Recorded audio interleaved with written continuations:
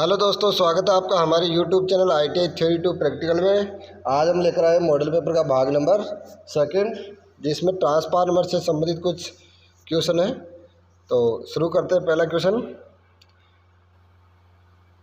Transformer किस सिद्धांत पे कार्य करता है? ए है अन्योन्य प्रेरण, बी सम प्रेरण, सी है ओम का नियम और डी है फ्लेमिंग का नियम। तो ट्रांसफार्मर हमेशा अन्योन्य प्रेरण के सिद्धांत पे कार्य करता है। इसके अलावा अन्योन्य प्रेरण के दूसरे नाम क्या है? सह प्रेरण। सह प्रेरण सह प्रेरण के अलावा म्यूचुअल इंडक्शन। म्यूचुअल इंडक्शन के सिद्धांत पे ट्रांसफार्मर कार्य करता है। तो सही आंसर क्या है? ए। देखते हैं नेक्स्ट क्वेश्चन।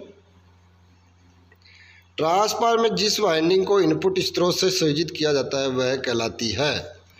ए primary winding, B secondary winding, C field winding और डी है कोर वाइंडिंग।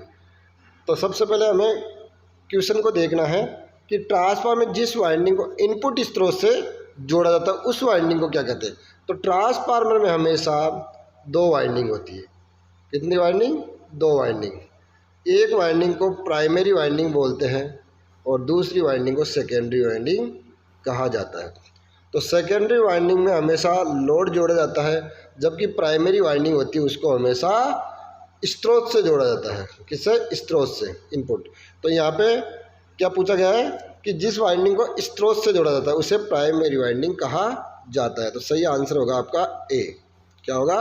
ए। देखते हैं next question. Question number 3, transformer कौन सी विद्युत धारा पर कार्य करता है?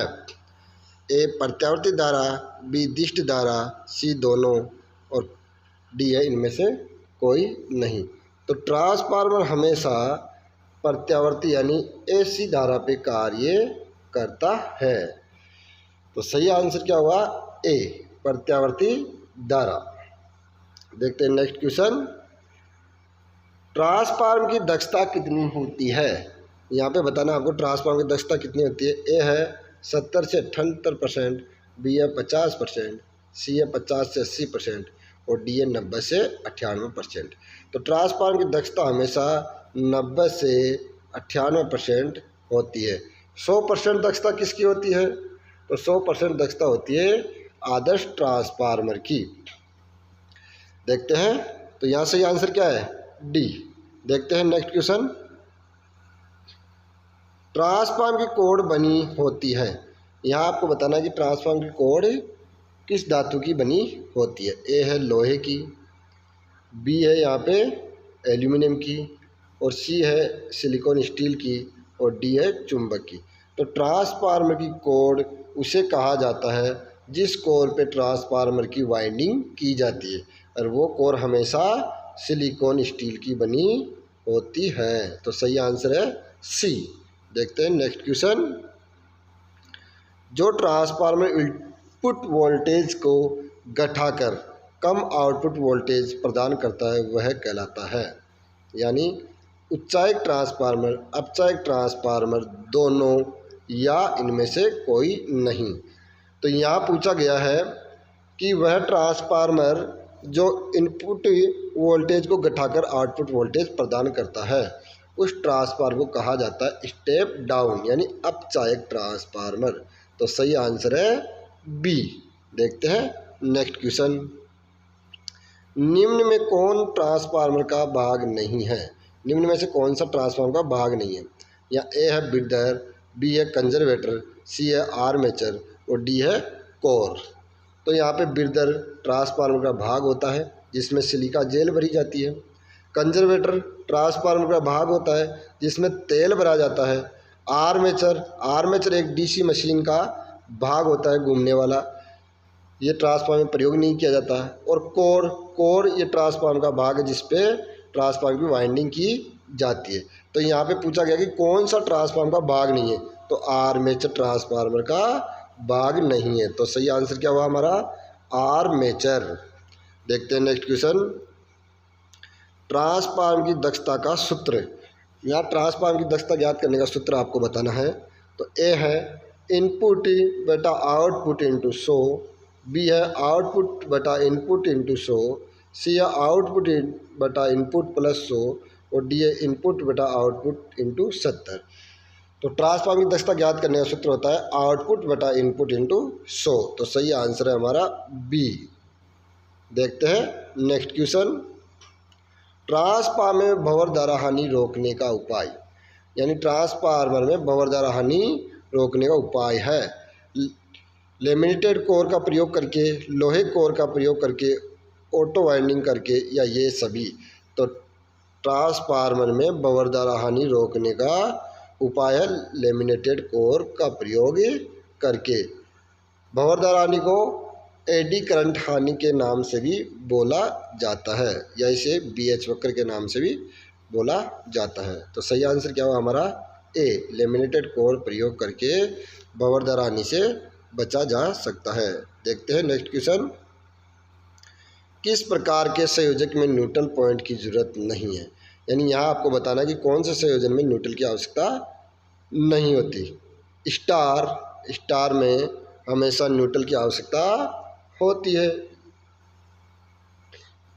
ऑटो ट्रांसफार्मर में हमेशा न्यूट्रल की आवश्यकता होती है। प्राइमरी में भी न्यूट्रल की आवश्यकता होती है। डी है हमारा डेल्टा, यहाँ दिखाई नहीं दे रहा, ये है डेल्टा। तो डेल्टा संयोजन में हमेशा हमें न्यूट्रल की आवश्यकता नहीं होती। ये एक फेज हो गया, ये दूसरा फेज हो गया और ये तीसरा फेज, यहाँ न्यूट्रल की आवश्यकता नहीं होती। तो सही आंसर क्या हुआ हमारा डी, डेल्टा संयोजन। देखते हैं नेक्स्ट क्वेश्चन। सिलिका जेल कहाँ बड़ा होता है? इससे पहले हमारे पास में क्वेश्चन आया था, उसमें हमने जिक्र किया था ब्रीदर का। तो सिलिका जेल कहाँ बड़ा होता है? ए ब्रीदर, बी कंजर्वेटर, सी है कोर, डी है वाइंडिंग। तो यहाँ सही आंसर क्या आएगा? ए ब्रीदर। ब्रीदर में हमेशा सिलिका जेल भरी जाती है। तो सही आंसर क्या है हमारा ए। देखते हैं नेक्स्ट क्वेश्चन। एक वाइंडिंग वाला ट्रांसफार्मर कौन सा है? A step up transformer, B step down transformer, C auto transformer, D है इनमें से कोई नहीं। तो हमेशा एक वाइंडिंग वाले ट्रांसफार्मर को ऑटो ट्रांसफार्मर कहते हैं। तो सही आंसर क्या हुआ हमारा सी। देखते हैं नेक्स्ट क्वेश्चन। ट्रांसफार्मर की रेटिंग ए है KW, बी है KVA, सी है KA और डी है KM। तो ट्रांसफार्मर की रेटिंग हमेशा किस में ली जाती है? KVA में, यानी सही आंसर है हमारा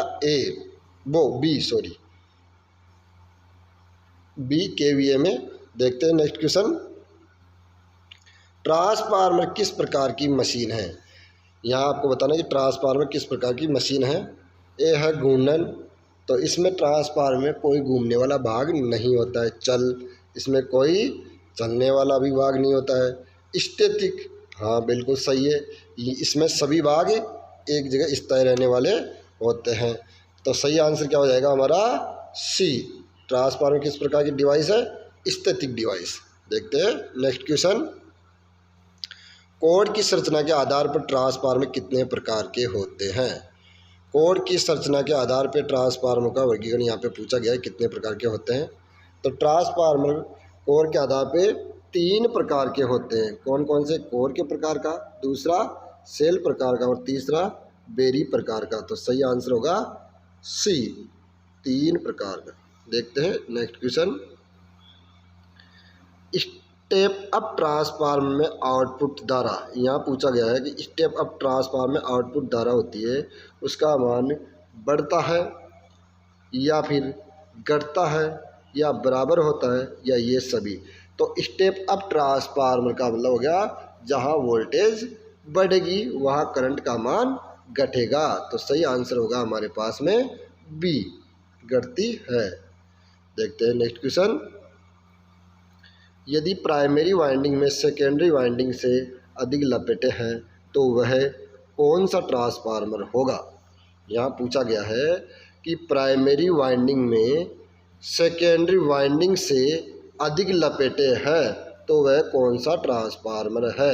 यानी प्राइमरी वाइंडिंग में लपेटों की संख्या अधिक है जबकि सेकेंडरी वाइंडिंग में कम है, तो उस ट्रांसफार्मर को कहा जाता है स्टेप डाउन ट्रांसफार्मर। तो सही आंसर है बी। देखते हैं next question. Step up transformer में बढ़ता है वोल्टेज, बी है धारा, सी है पावर और डी है ये सभी। तो यहाँ पूछा गया कि स्टेप अप ट्रांसफार्मर में बढ़ता है, तो स्टेप अप ट्रांसफार्मर में हमेशा धारा का मान घटता है जबकि वोल्टेज का मान बढ़ता है। तो यहाँ पूछा बढ़ता है, तो सही आंसर है हमारे पास ए, वोल्टेज। देखते हैं नेक्स्ट क्वेश्चन। कंजर्वेटर टैंक में क्या भरा जाता है? ये क्वेश्चन भी हमारे पीछे आ चुका है। कंजर्वेटर टैंक में क्या भरा जाता है? ए है सिलिका जेल, सिलिका जेल हमेशा किस में भरी जाती है? ब्रीदर में। बी है हवा, सी है पानी और डी है तेल। तो यहाँ पूछा गया कंजर्वेटर टैंक में क्या भरा जाता है? तो तेल। तो सही आंसर क्या आएगा? डी। देखते हैं नेक्स्ट क्वेश्चन। नमी सोखने के बाद सिलिका जेल का रंग कैसा होता है? यहाँ आपको बताना है कि नमी सोखने के बाद सिलिका जेल का रंग कैसा होता है। ए है गुलाबी, बी है नीला, सी है काला और डी है हरा।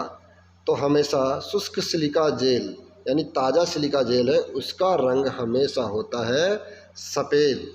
कैसा? सफ़ेद। जबकि नमी सोखने के बाद उसका रंग हो जाता है गुलाबी। तो सही आंसर क्या आएगा? ए। और सिलिका जेल का प्रयोग कहाँ किया जाता है? ब्रीदर में। धन्यवाद दोस्तों, जल्दी हम भाग number 3 model paper electrician theory का लेकर आएंगे। धन्यवाद।